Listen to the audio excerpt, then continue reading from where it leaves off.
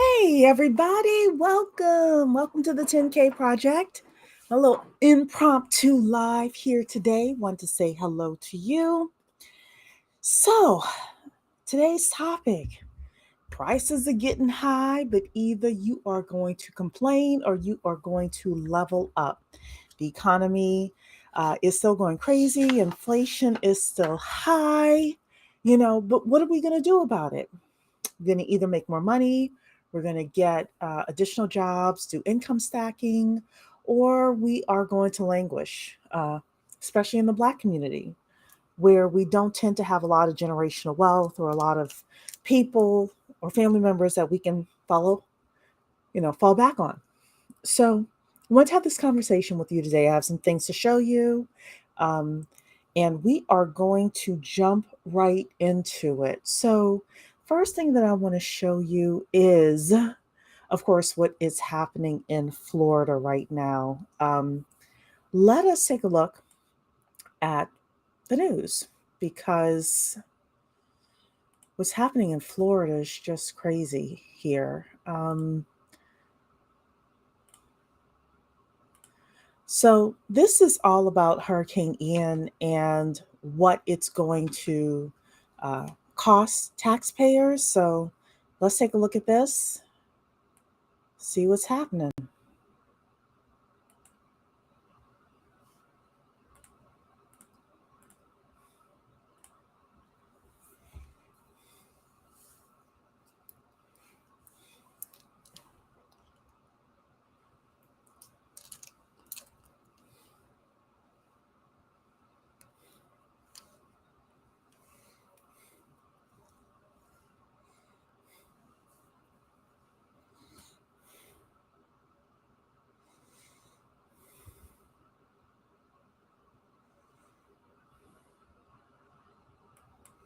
Okay, before we go further, 2.5 million homes without power.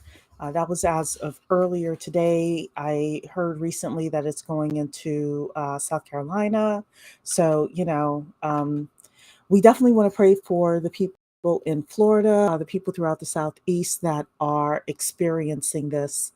And just recognize one thing.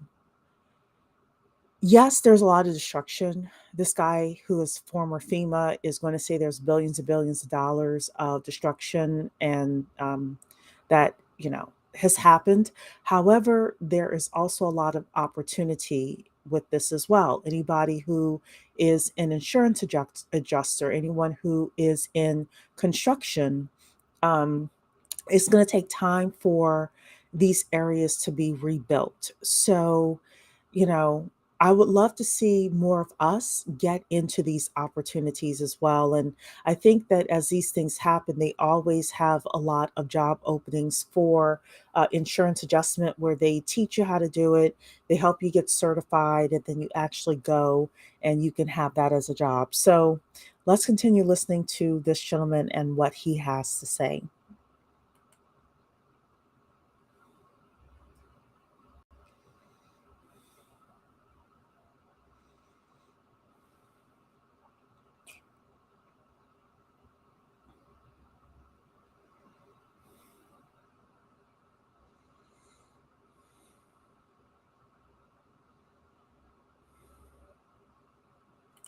And I guess I should have checked. Can everybody hear? I haven't checked the sound yet. So I hope everybody can hear what this gentleman is saying. Okay.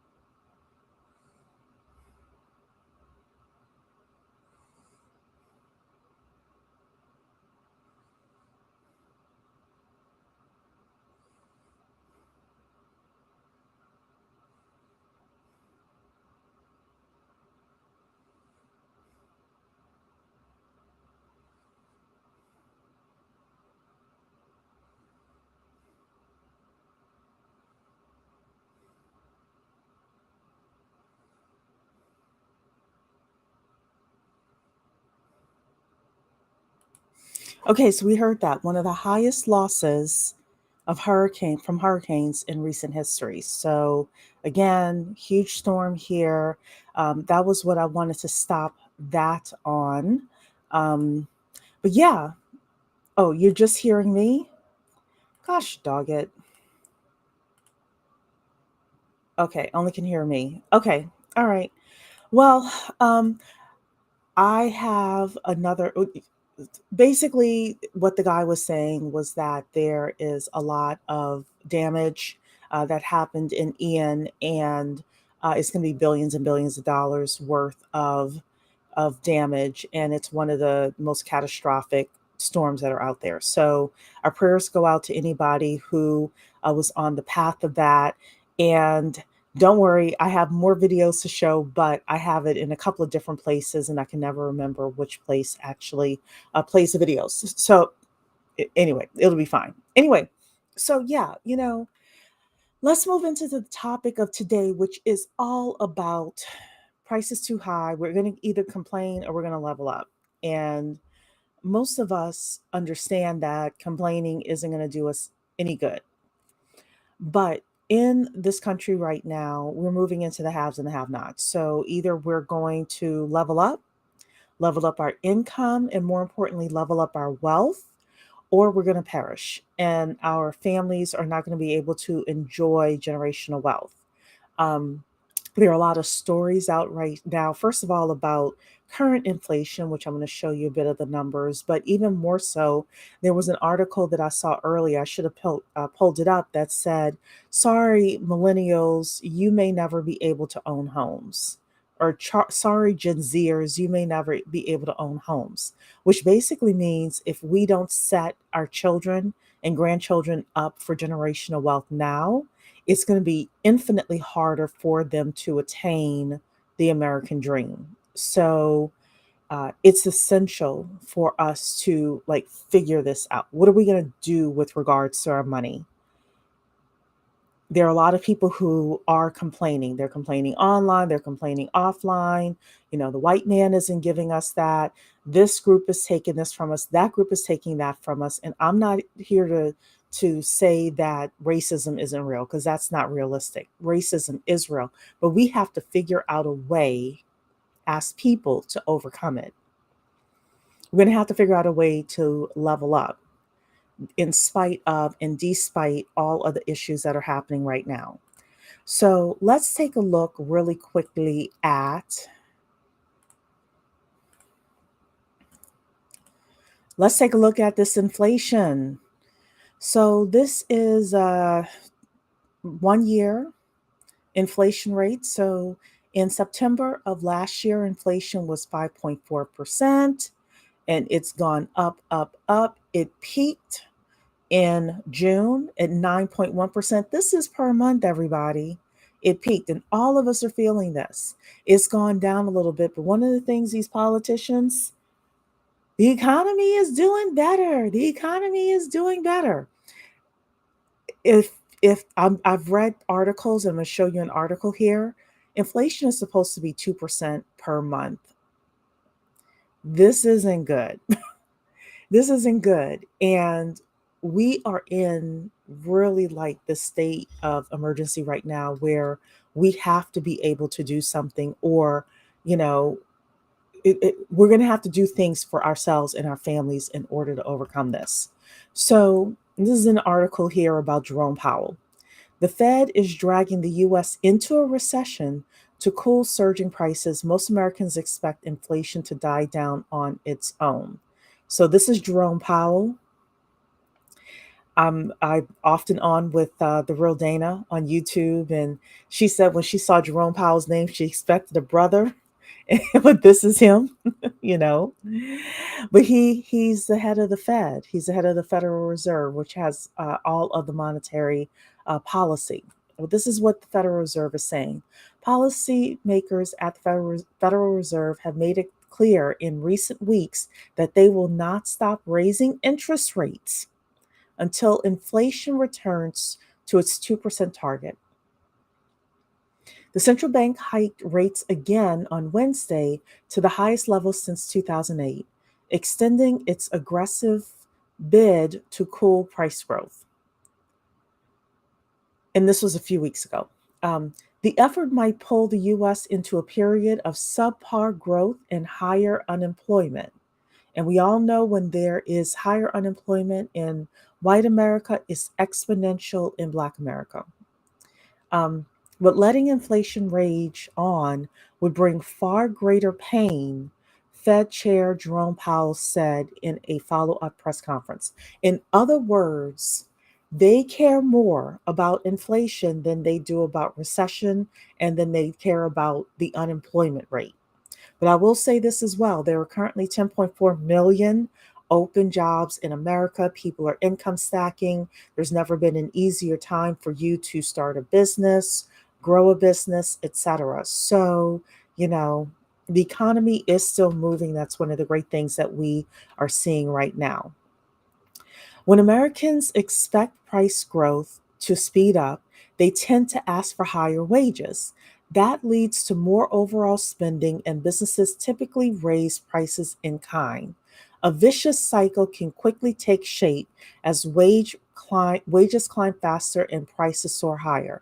So, what they're basically explaining in this sentence is the cyclical nature of inflation. So, the reason inflation is happening is because prices are rising. So because prices are rising, we're asking for more money. And because we are asking for money and more money and we're getting it, we're spending more, which means that we're consuming more, which means that goods, the prices of goods and services are rising, and it's one cyclical thing that's happening in the economy here. So Americans are putting their money where their mouths are. Barring a small uptick in August, inflation adjusted sales at retailers and restaurants have fallen significantly from the April peak as shoppers balk at surging prices. Car data from Bank of America shows wealthier households are cutting back on their spending throughout the summer. So, look, there's a lot happening again in the economy. I say if people are spending more money, that is a time for you to open up your shop and you to actually, like, when I say shop, I mean your business, and you to actually take advantage of people who are spending. If wealthier households are cutting back, they are still spending as well. Businesses are spending. I'm getting a lot of business plan clients. A lot of people want to start and grow their businesses. So the money is out there. The money is definitely out there. I think this is the end of my article here. Yeah. So you are able to, I see you here, Tawana. Hello. Yeah, you look, you're able to, even though you're hearing all of these comments about the recession and inflation and things like that. Yeah, prices are high, but guess what? You get to charge higher prices as well in your businesses. You get to start family businesses. You are able to take advantage of opportunity. We had on Tuesday, we had Rick Drosen that we interviewed that talked about how to change your careers. He oftentimes, I see his LinkedIn, he's helping people get anywhere from $15,000 bumps to $40,000 bumps in salary just from helping them improve their resume, improve their LinkedIn, and get other jobs. A lot of companies are hiring right now. They're looking for talent because they're seeing the same numbers that we're seeing here, that we're identifying. They're seeing that, yeah, Jerome Powell and the Fed, they care about the reduction of inflation. And they are going to do what it takes in order to make sure that inflation is taken care of. But businesses and consumers, based on Bank of America and things like that, they are still spending money. People are still going to restaurants, they're still traveling, things like that. People had to buy a whole bunch of school supplies. So the economy is still moving, it's still rolling. So let's take a look at the next thing that I have on here. I'm going to ask you all if you are able to hear the sound, okay?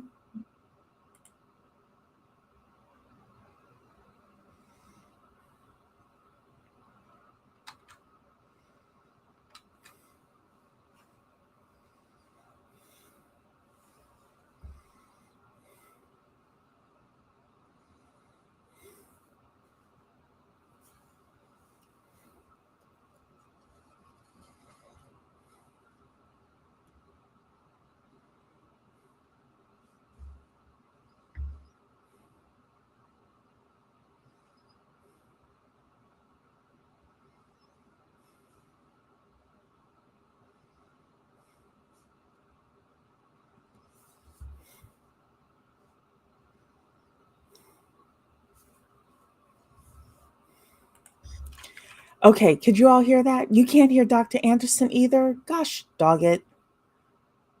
I wanted you all to hear what he was saying this evening. Let's see here. I've tried it in two different places. Um,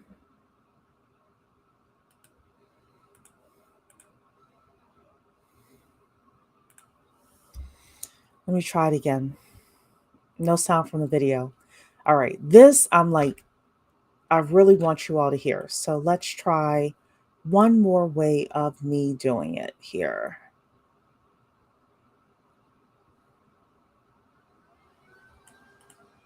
Let me try one more way. Let me know if this works. Talks about in America, it's not worthwhile wasting your time. The problem in America is not drug abuse, crime, low-income housing, public housing, food stamps, welfare, teenage pregnant. Those are symptoms of a problem. The symptoms are the fact that you don't own and control anything to run you and control your lives. That's the problem. And the second thing is inappropriate behavior pattern. And before I get into inappropriate behavior patterns, let me define that for you. Now, I'm in current day terms, I might call it the Rodney King syndrome. That's pretty familiar to most of you. That's when somebody pulls you out of a car, breaks your jaw, breaks 3 ribs, cracks 2, knocks out 2 teeth, gives you a concussion, breaks your wrist, breaks your kneecap, and stomps you, and you say, why can't we all get along? I don't care what anybody else talks about in America. It's not worthwhile wasting your time. Okay, I'm glad you all could hear it. We're going to play it one more time for everybody. He's really what I wanted us to focus on was the problem in Black America being lack of ownership. We've got to own more.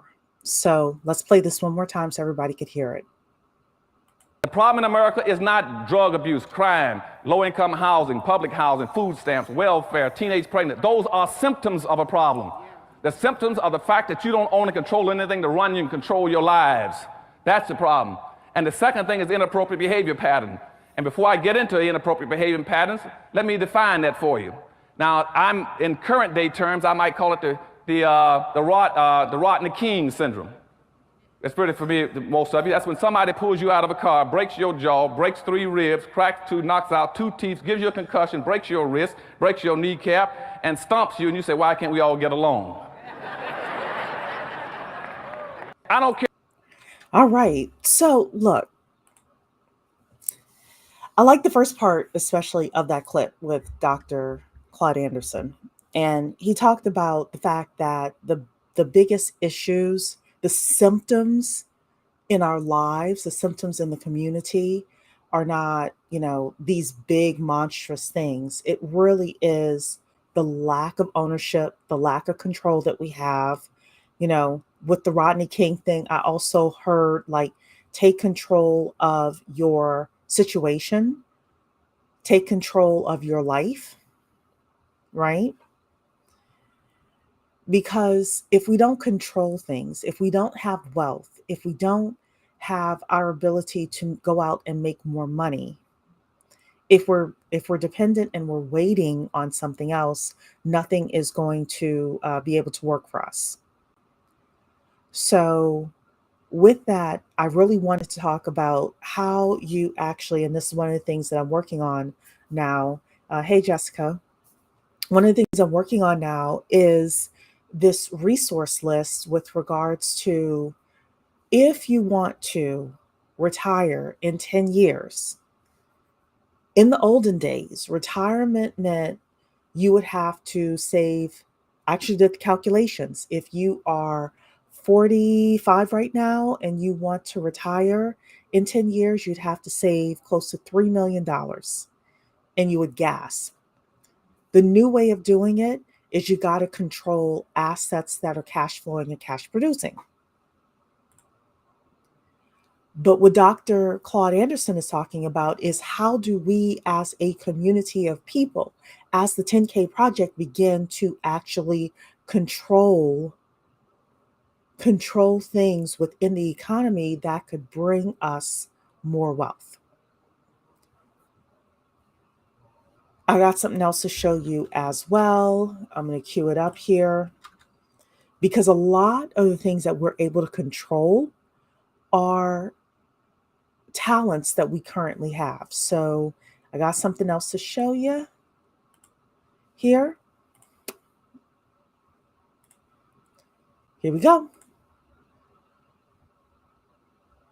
Marie Callender's. Do you know what this woman did, man? She worked for a greasy spoon diner that was going out of business. She was a single mother. It was her only job. So she went to the owner of the diner and said, let me bake one of my pies. People like my pies. He said, whatever, bring it in. She bought one pie in. They sold every slice. The next day, so many people asked for the pie, she had to make 4 pies. That she eventually saved her money and put a commercial oven in her house. Now, she done made so many pies, the dude's shop, he ain't selling hamburger no more. That's how Marie Callender got started. Marie Callender now has over 120 restaurants. You can't go to no frozen food section without seeing Marie Callender in there. You know what she started with? A pie.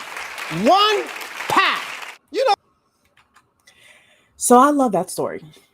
The reason I love that story is because oftentimes when we start talking about how we're going to level up, we need to start thinking about leveling up with what we already have. With what we already control. We control our mind, we control our gifts, our God-given talents, things like that. Marie Callender started, she could have complained. She was about to lose her job. She could have complained. She could have gone to the welfare line. She said, no, how do I take control of what I have around me? She already had the location. And she said, hey, you know what? Let me start with one pie. Some of us, me, you, we got to start with one thing. What's that one thing that we can start with? And then she didn't go from one pie to 125 restaurants. She went from one pie to 5 pies. Then she grew from there.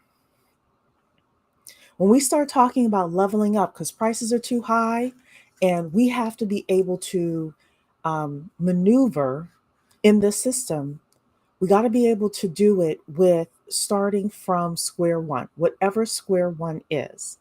Is it you need to level up your career? Is it you need to get a certification so that you can make more money? Is it that you need to do your resume? Is it that you need to start that part-time business? You need to sign up to work on Fiverr or Upwork or TaskRabbit. You need to sign up to be an Uber driver, whatever it is that you need to do.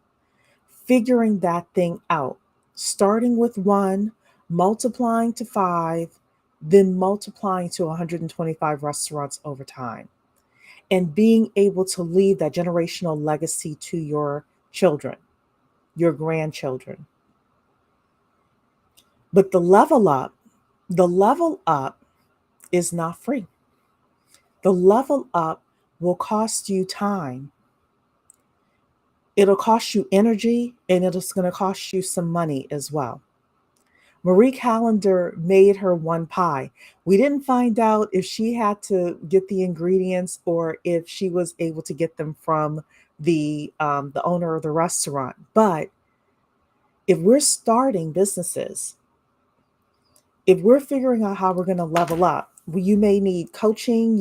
And I don't sell coaching services, so I'm just saying this just generally and overall. You may need to invest in somebody helping you, or in some assistance. You may need to invest in a Shopify site. You may just need to invest your time in getting your social media up and running. But either you're going to complain, or you're going to put the necessary things in place in order to level up. So I got a couple more things to show you tonight. Actually, I have just one more thing to show you. This is a guy who leveled up.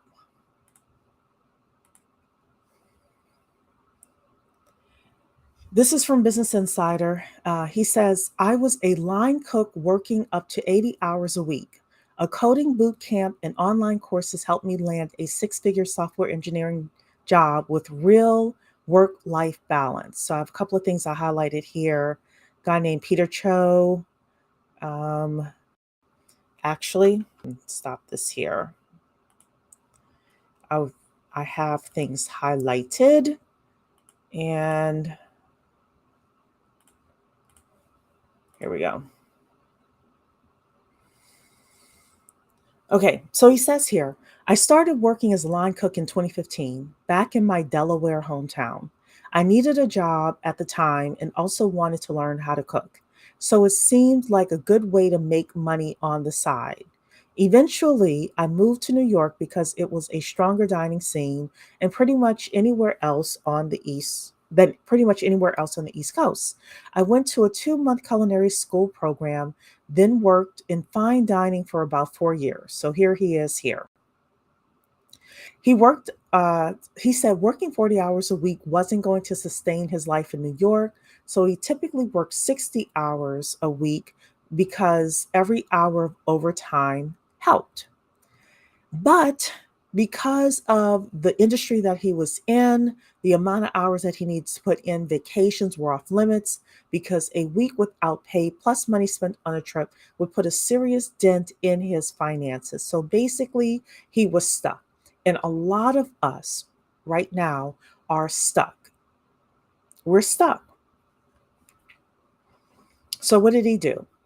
Well, something happened called the pandemic. And there was a lot of financial instability, and he ended up getting laid off from his job. Again, he could have complained or he could have leveled up. So, what did he do? He noticed a lot of his friends at at the climbing gym had tech related jobs. Their lives compared to his barely changed during the pandemic. They were all able to work from home while he survived off government unemployment benefits for the foreseeable future. One of the things that I like about what he's saying here is he took the time to actually step back and see what are other people doing that are successful that I'm not doing. I'm not telling you to get a tech related job. I'm saying, let's learn the lesson from this. Step back and say, whose life do you want? Why do you want that life? And what are they doing? So he says here, I took a week off to decompress after losing my job. After some research, I decided to go all in on a 4-month software engineering bootcamp. Sometimes, ladies and gentlemen, we have to go all in. The level up is going to require, oftentimes, for us to go all in. He also did not say he took a boot camp and he started a business and he, climbed Mount Everest. A lot of us, myself included, want to start doing 8 different things.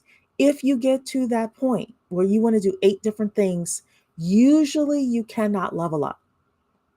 I'm going to say 98% of the time, because we cannot expend a lot of energy doing a lot of different things in startup mode.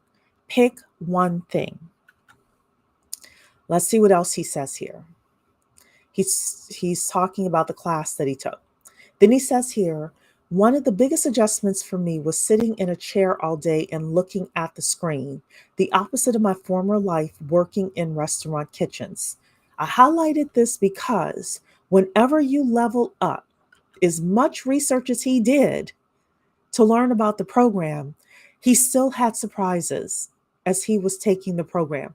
When you start leveling up, you start getting into whatever your journey is. As much research as you do, you will still be surprised by something. At this point in his life, he could have said, oh, I don't like sitting in a chair all day, I quit. But he didn't. You're going to come across something like that as well. And you're going to have a choice about what you're going to choose to do. So he did say here, the grind of working as a line cook, where I was used to being on my feet and intensely focusing for up to 70 to 80 hours a week, prepared me for spending full days learning how to code. What I like about this sentence is that God always sets it up where whatever skills you need in order to make it through your level up journey, he gives to you. Whatever skills you need to make it through your level up journey, God gives to you. Something you're doing in your current life is going to prepare you for your level up journey. He says here, Eventually, I saw somebody, he was worried about getting a job. This is the part that he was talking about, worried about getting a job. He said, eventually, I saw someone I knew from when I was 10 years old also completed a General Assembly program. That was a boot camp program he was a part of, and started a small digital marketing agency. I reached out and he actually remembered me. So I was able to land a 3-month unpaid internship to get started in software engineering. Sometimes during your level up journey, you're going to not necessarily go from A to Z right away. You may have to take an unpaid internship. You may have to do a project for free. You may have to network with people, new people. You may have to go and rekindle relationships with older people in order to level up. But he was able to secure a stabler and more flexible career. Since the internship, I've worked as a full-time engineer at VidMob and Bloomberg before landing at Discord, where I now make a 6-figure salary plus equity. Man is getting equity now. He wasn't getting that before. Since switching industries, I make a lot more money for a lot less effort. I now have free time to log off and work out, ride my bike, get my chores done, watch TV, and connect with my friends at the climbing gym. In every possible way, I've gained more balance. So, this is the article. Here, the level up, once you have finished your journey and level up, it should lead you to a place where you are better, than when you got started. That was a point of me reading this very inspirational article that I wanted to share with you. Because he took the level up journey through the fear, through the concern, through the long hours, through the learning how to code and to change pace from, being in a kitchen to sitting down and having to focus and having to do that unpaid internship and be concerned. He has now gotten to a point where he's probably making more money. He's got more balance. He can log off. He can live the dream. He probably can work from anywhere now. Hey, Solid Steps Wealth. That's right, level up. But when you level up, and everybody go and subscribe to Solid Steps to Wealth. A lot of great, like 10-minute motivational things on that channel that Rochelle has. Listen, when you level up, you should be better off than you are today. You're either going to complain, and if you are complaining, then you're not moving forward and you are going to get left behind in the United States economy, or you're going to level up. And even though when you level up, it's not going to be easy, on the other side of leveling up should be more wealth, more peace of mind, more joy, more income, happier life, all of that. So that's a discussion for today.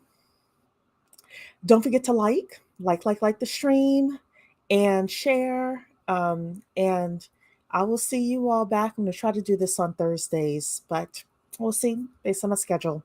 All right, everybody, take care.